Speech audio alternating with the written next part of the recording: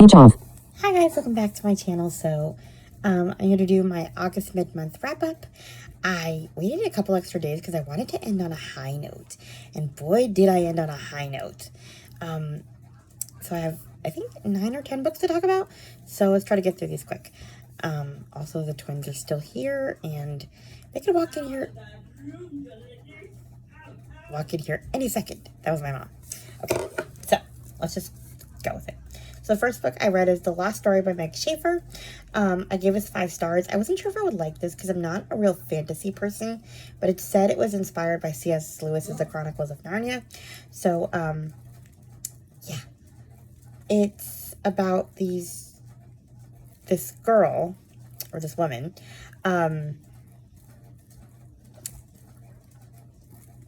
and she's trying to find her sister, and,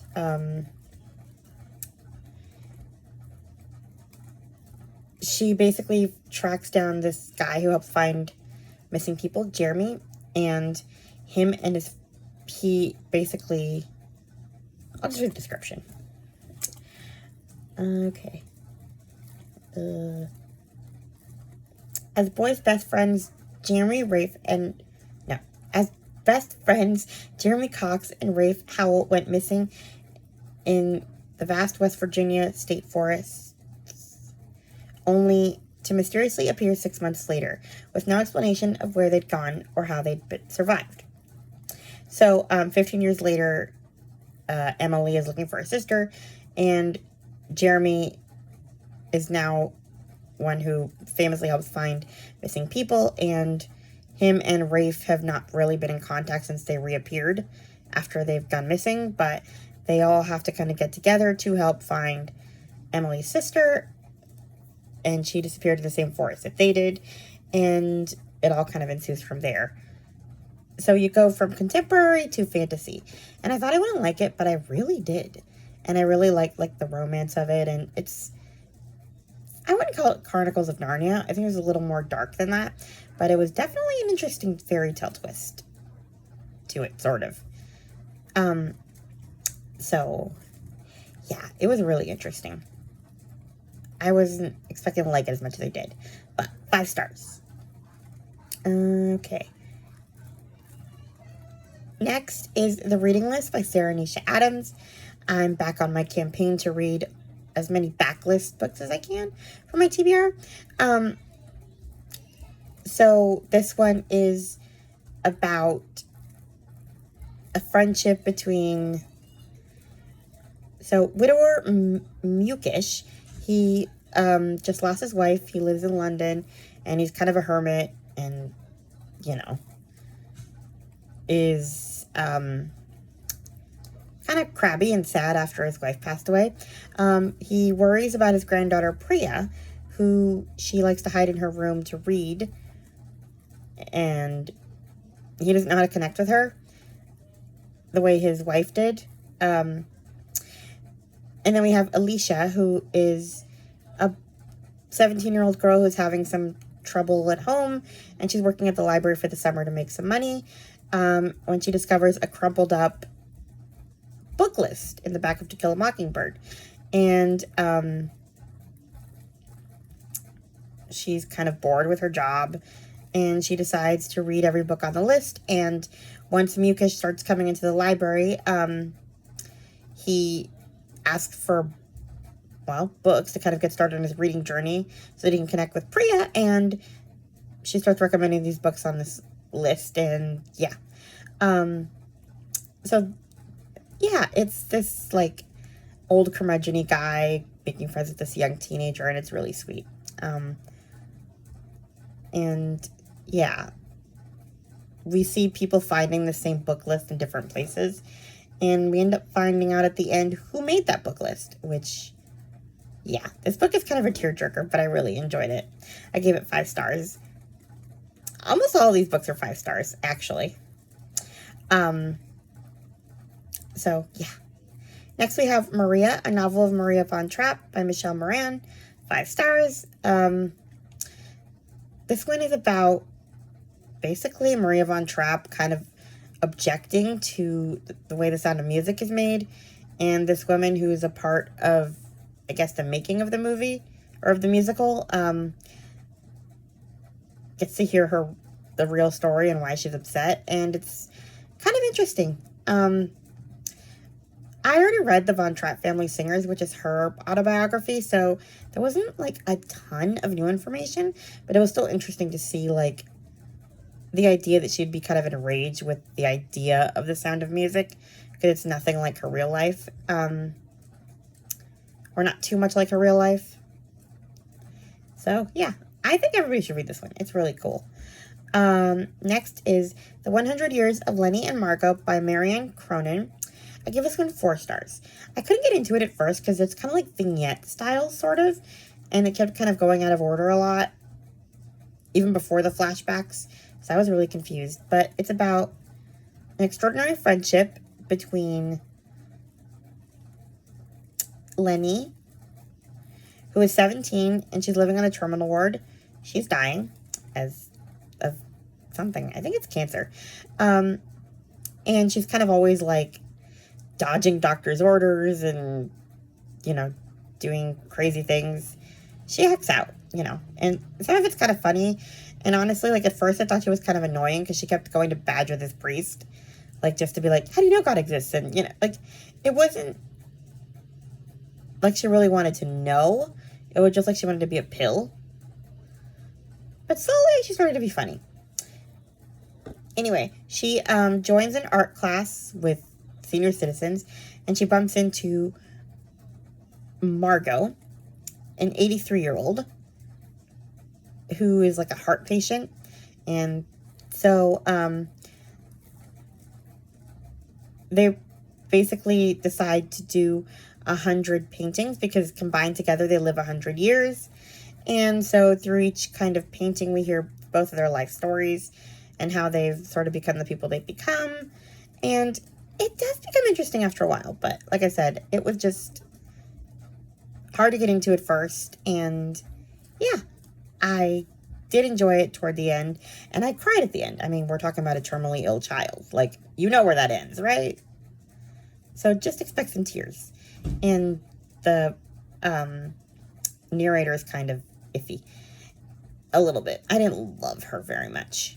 Anyway, then I read The Paris Housekeeper by Renee Ryan. I heard about this one from Chloe from Always Booked. I gave this one 4 stars. This was about 3 women in Paris. We have Camille Lacroix, a chambermaid at the Hotel Ritz, must stay to support her family back home in Brittany. Desperate to earn money, Camille also acts as a lady's maid for longtime guest Vivian Miller, a glamorous American widow and a Nazi sympathizer. But Camille has to turn to her when her friend and fellow hotel maid Rachel Berman needs help getting out of Paris. And then she kind of discovers that Vivian is not really a Nazi sympathizer, and she's been helping obtain travel papers for Jewish refugees. So they all kind of work together to help Rachel and help keep Camille's sister safe. So it was okay. I did not get into it as much as I thought I would. The stories didn't come together quite as seamlessly as I would like, but it was an okay read. I gave it 4 stars. Then I read third Finlay Donovan book, Finlay Donovan Jumps the Gun. I gave that one 4 stars. The Finlay Donovan books are getting weirder and weirder and just more twisted. And, like, some people are getting sick of them because they are ridiculous. And, like, I don't even know how this author keeps track of the plots because they get so twisted as time goes on. Like, Finlay cannot get out of her life of crime no matter how much she tries. I'm not saying she's committing crimes. I'm saying, like, well, you have to read the series, but, like, people think that she's a mastermind criminal, but she's not. It's just, the series is so weird, but it's so funny too. Like, just the way it starts. Like, the third book, you literally, I have to read, like, the, kind of the beginning of it, because it is like, hilarious. So you can kind of see why this is even worth reading. Let me find the passage. I mean, it is wild. Okay. The man's voice cracked on the other side of the partition. I'm going to prison for this, aren't I? You're not going to prison, I assure him through the gap in the door. A small familiar giggle issued from the other side, and the man whimpered. What's your name? I asked him, distracting him with small talk as I rummaged in my diaper bag. Why do you want to know my name? Are you reporting me to the police? I'm not going to report you. Trust me. Trust you?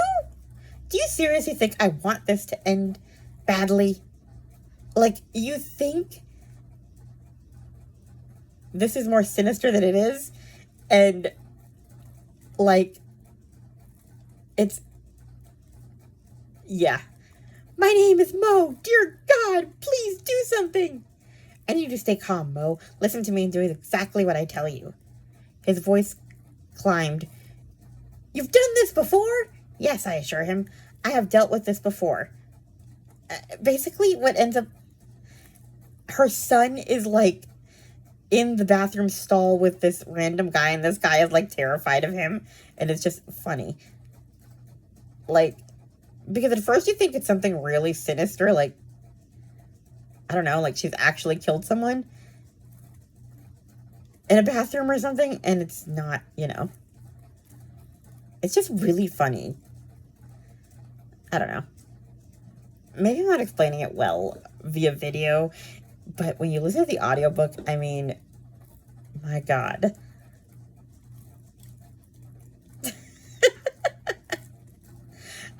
But yeah, like, they're just getting more twisted. The next one, this one ends on a cliffhanger. And, yeah. So I'm kind of going to want to read the next one soon. But I don't know if I will, just because I don't want it to end. I mean, those, Vero and Finley are a riot. Anyway, let's just get to the next book. The Underground Library by Jennifer Ryan. Releases March 12th. Oh, why did I tell you the release date? Because I wrote it down. It was already out. 5 stars. This one's about 3 women who... Okay, the new deputy librarian, Juliet Lansdowne, she starts working at Bethnal Green Library, and she's sort of disappointed because it's not very popular, and the guy in charge isn't really a fan of working with women. And then we have Katie Green. She's also working at the library. She's supposed to go to university in the fall. And then her boyfriend dies. And yeah. She finds herself harboring a life-changing secret. Come on. What secret can it possibly be but pregnancy? I don't think it's a spoiler. And then we have Sophie Bauman. She's a Jewish refugee who came to London.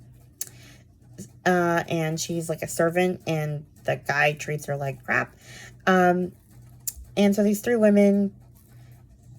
Oh, yeah, and she's trying to find her sister. So these 3 women sort of come together. And when bombs destroy the library, Juliet relocates the books to the underground station, and that's kind of where the residents of the city shelter from the bombs. And so they basically... The library becomes more popular because of the bombs. And, like, everybody sort of comes together to the library and the book clubs and all of that. And it's really cool. Like, these women become friends, and it's nice to see, like, the sense of community from the underground library. So, yeah. I really enjoyed this one. I enjoyed it more than The Paris Housekeeper. Interesting how these 2 books from the same author came out 3 months apart. Next, we have After Oz by Gordon McAlpine. I had higher hopes for this one. I heard about it from Tina from Book Talk, etc. Basically, this is about what happens when Dorothy comes back from Oz. I'll read the description for this one. Okay. This whimsical tale is an empowering and timely retelling of where one little girl is forced to face head-on the prejudices of the Midwest in the late 19th century. Kansas, 1896. After a tornado destroys the Gale family farm, 11-year-old Dorothy goes missing. As the days pass by, the Gales are increasingly terrified the worst has happened. When the girl turns up, unharmed 4 days later, the townsfolk breathe in a sigh of relief. That is, until Dorothy herself relates her account of the events that took place after her disappearance. In vivid detail, Dorothy describes a fantastical land and its magical inhabitants, from the Scarecrow, the Tin Man, and the Cowardly Lion to the Wizard and the Witch. Her recollections are not only regarded as delusional, but also as pagan and diabolical in nature, especially when the body of a local spinster is found. Making connections between the evil witch Dorothy claimed to have defeated and the ill-tempered old crone, authorities find what they believe to be incriminating evidence, sentencing Dorothy to the Topeka Insane Asylum. When 28-year-old psychologist Dr. Evelyn Grace Wilford arrives at the asylum to interview Dorothy, she begins to wonder if Dorothy truly committed the crime or if something unfathomable has really occurred. In a small town full of insidious secrets, will Evelyn be able to save Dorothy from her terrible circumstances, or is something menacing lurking just out of sight? So this one sounded really interesting, but I didn't like it as much as I thought I would. For one thing, it's practically written like a clinical report. You have two different perspectives. You have the perspective of one townsperson who's unnamed, and you kind of see how prejudiced the town is against Dorothy and against anything mildly fun. Like, you know, they're kind of just a century away from the witch hunts. So, like, Dorothy saying there was a good witch, Glinda, is, like, sacrilegious, and, you know, they see her as, like, evil and stuff. So, yeah, they're just very, closed-minded and just bad people in this town. And then you have the perspective of Evelyn Grace Wilford, who's the psychologist. And you see her meeting up with Dorothy in the insane asylum, and then she pretty much goes on a case to clear Dorothy's name. But you rarely see Dorothy in the story. Like, this story is all about her, but we really don't see her very much. And kind of just this psychologist's and this other townsperson's observations. I didn't really get into it until toward the end. That's when the story started picking up. But, honestly, I think what made me give it 4 stars was the author's note. That sort of brought it home for me, I guess, how much it meant to the author. And he actually died, so this book was published after his death. So, yeah, it was okay. It was 4 stars. Not my favorite. I don't know. Anyway, 2 more. Next one is Will You Help Me? Ralph's True Story of Abuse, Secrets, and Lies by Maggie Hartley. I give this one 5 stars. This is one of the true fostering stories. Maggie fosters a 6-year-old boy named Ralph, who is kind of nonverbal, and terrible things happen to him, and the world sucks. And the last book, House of Glass by Sarah Pekkanen. I kept hearing Chloe talk about it, and I, had to read it immediately. Just because she's doing her deck of TBR daily videos, and she kept talking about it, and I just finished it this morning. I started it at 7 o'clock last night, finished it at 5 a.m. this morning, and I had to do this video immediately. So, it's about this weird family. The nanny plunged to her death, or was she pushed? A 9-year-old girl who collects sharp objects and refuses to speak. A lawyer whose job it is to uncover who in the family is victim and who is a murderer. But how can you find out the truth when everyone here is lying? So Rose is a 9-year-old girl. She's kind of creepy, and she potentially witnessed the possible murder of her nanny, falling out of a window, essentially. And her parents are in the middle of this bitter divorce. And she basically stopped speaking because of the trauma. And Stella Hudson is a best interest attorney. She basically